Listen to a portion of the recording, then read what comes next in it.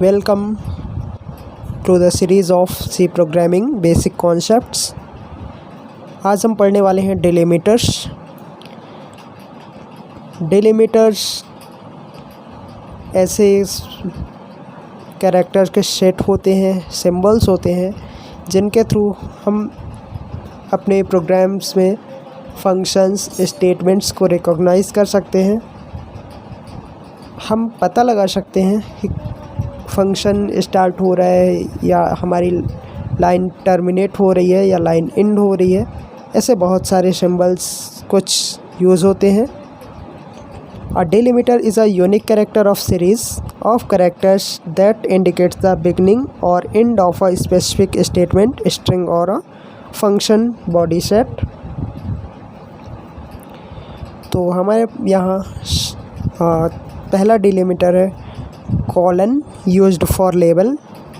Semi colon end of statement के लिए use होता है। Parenthesis used in expression. Square brackets used for array. Curly braces used for block of statement. Hash preprocessor directive. Comma variable separator. तो चलिए हम जान लेते हैं। हमारा पहला डिलिमिटर है कॉलन।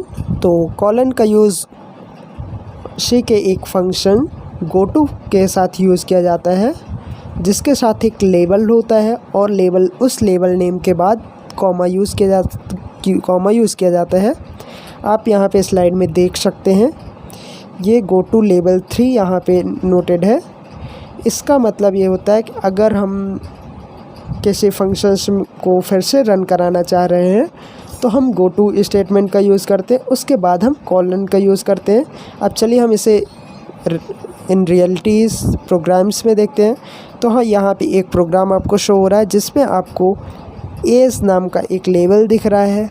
ये एक गोटू का प्रोग्राम है। आप यहाँ पे देखेंगे तो इफ़ का स्टेटमेंट है, उसके बाद एल्स स्टेटमेंट है और उसके नीचे लिखा हुआ है गोटू एज सेमीकॉलन। और ये एज एक लेबल नेम है। लेबल कहाँ पे है? तो आप CLR के नीचे देखेंगे तो एज और कॉलन लगा हुआ है, जो कि एक लेबल नेम को शो करता है। फिर हमारा जो सेकंड डिलिमिटर्स है वो है सेमीकॉलन। सेमीकॉलन हर लाइन के एंड होने को शो करता है या लाइन टर्मिनेटर के रूप में ही सेमीकॉलन का यूज़ किया जाता है।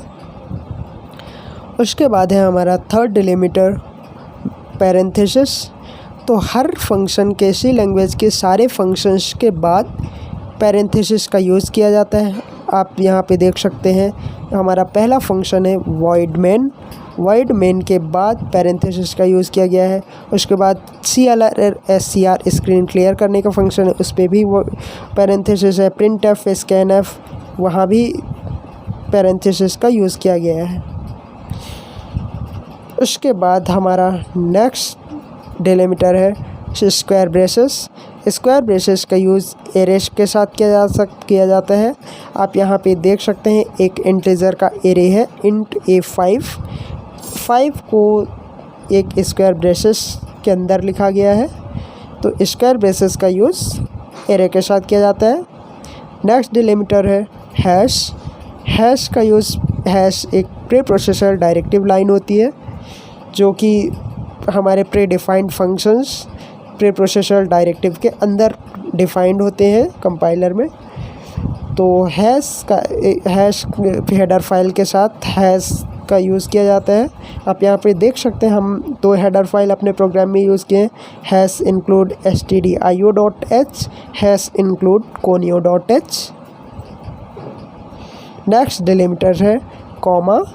कॉमा का यूज़ हम वेरिएबल सेपरेटर के लिए यूज़ करते हैं।